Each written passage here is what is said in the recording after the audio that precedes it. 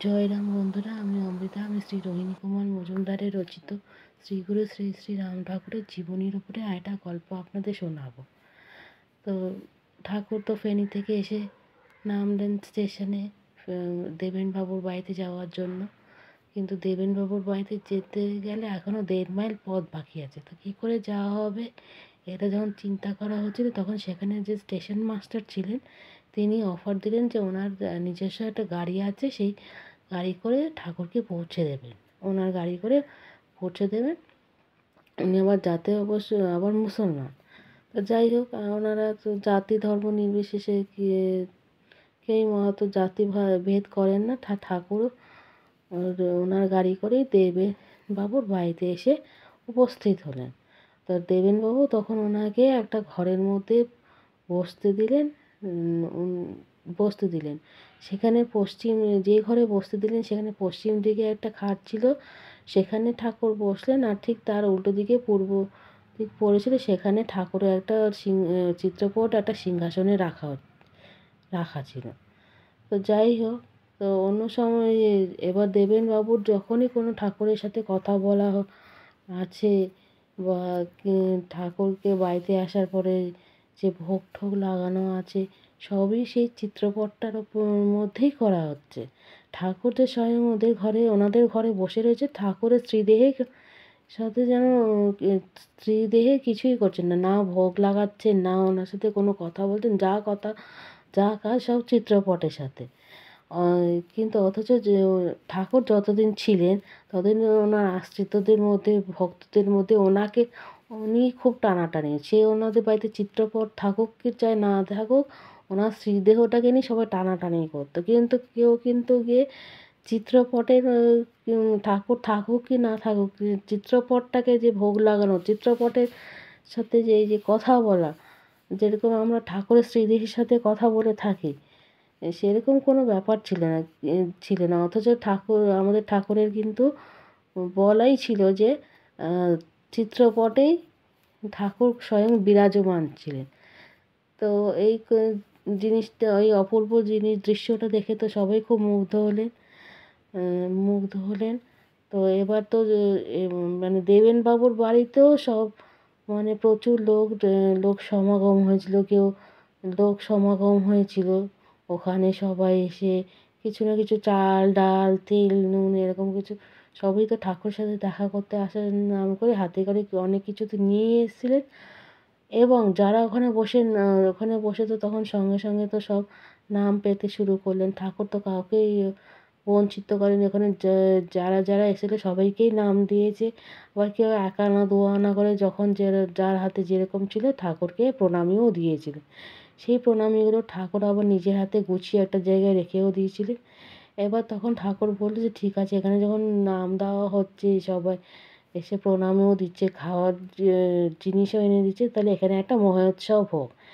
তো ওখানে যে দেবেনবাবুর বাড়িতে যিনি ঠাকুর ছিলেন, রান্নার ঠাকুর ছিলেন, তাকে যখন বলা হলো তো সে তখন একটু ভয় পেয়ে গেল। সে প্রমাদ গুনল যে সে কখনো তো এরকম মহোৎসবের রান্না করেনি, তাও আবার দিনকে দিন দাঁড়িয়ে যখন ডিসিশন হলো।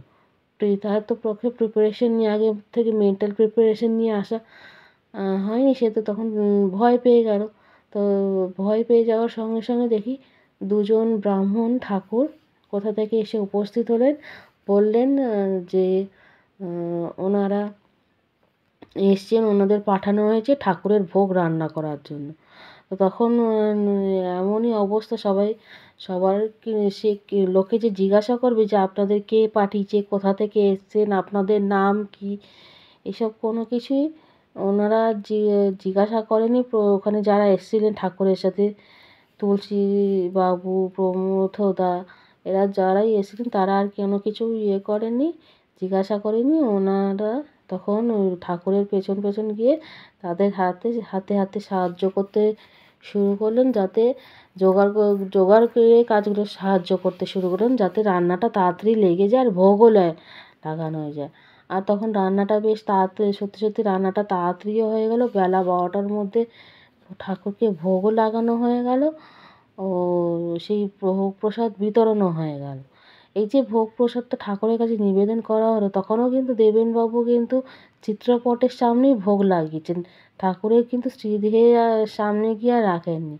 আর ভোগটা দিয়ে বাইরে থেকে এসে দরজাটা বন্ধ করে দিয়েছিলেন, যাতে ঠাকুরের ভোগটা লাগানোর সময় যেরকম নিয়ম অনুযায়ী আর কি দরজা বন্ধ করে রাখা হয়, সেরকম নিয়ম অনুযায়ী রেখেছে। তা ভোগ ঠোগ লাগানো হয়ে যাওয়ার কিছুক্ষণ পরে যখন দরজাটা খুললেন, ওনারা ওখানে খুব সুন্দর পদ্ম ফুলের গন্ধ পেলেন। তার তে গন্ধ পেলেন। এমনকি যেই খিচুড়িটা তৈরি করা হচ্ছে ওটারও খুব অপূর্ব স্বাদ ছিল।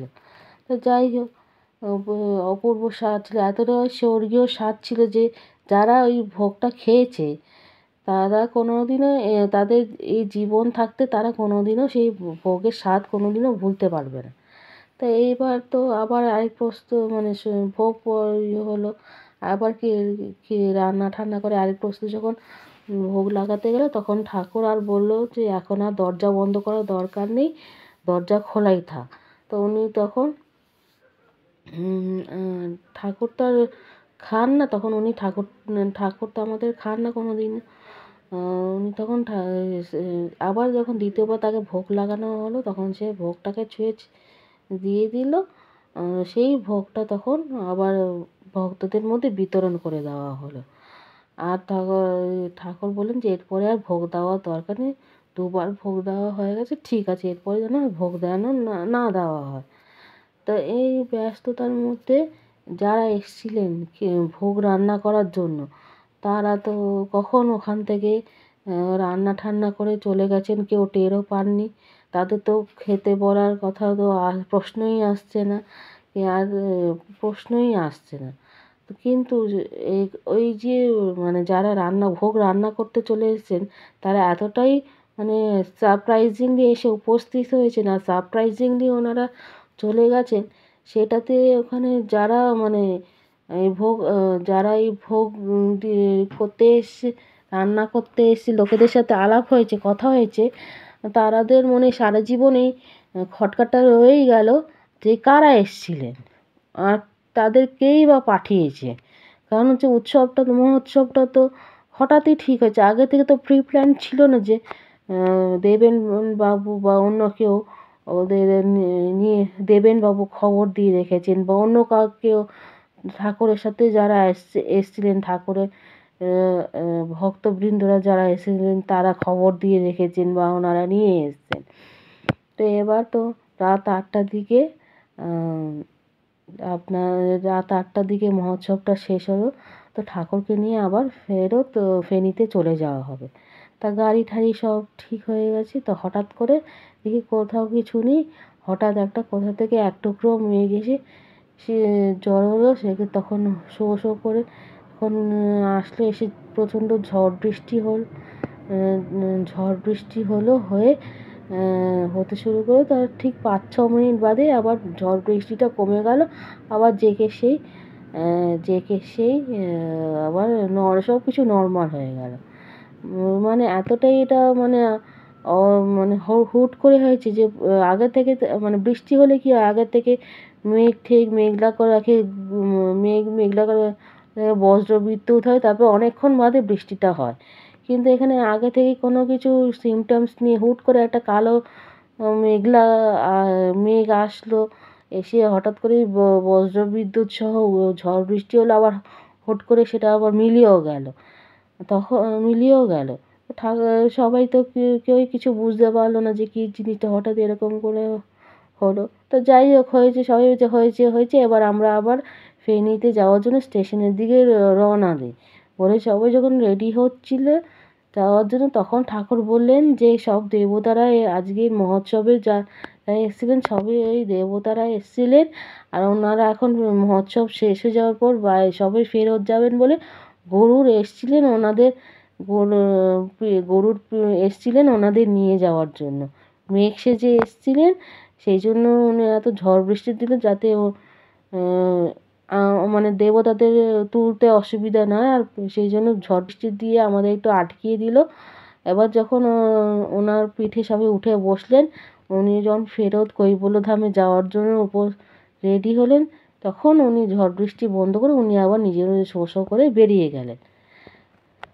তা আজকের গল্পটা এইটুকুনি। আমি আবার নতুন একটা গল্প নিয়ে আপনাদের সাথে দেখা করব। আমার এই ভিডিওটা আপনাদের ভালো লেগে থাকলে লাইক, শেয়ার অ্যান্ড সাবস্ক্রাইব করবেন, নোটিফিকেশন বেল অন করবেন, যাতে আমি এরপরে যখনই ভিডিও আপলোড করব তখন যেন আপনারা তার নোটিফিকেশন পেয়ে যান। আর ফেসবুকে দেখে থাকলে আমার পেজটা প্লিজ ফলো করে দেবেন, আর এটারও নোটিফিকেশন বেল অন করে দেবেন, যাতে ফেসবুকে যদি আমার ভিডিওস আসে তখন সেটা নোটিফিকেশন যেন আপনাদের কাছে এসে যায়। আর আর আমার এই প্রচেষ্টাটা, আমার যদি কোনো ভুল ত্রুটি হয়ে থাকে তাহলে নিজ গুণে ক্ষমা করে দেবেন, আর কমেন্টসে জানাবেন যাতে আমি এটাকে কীভাবে আরও উন্নত করব। জয় রাম।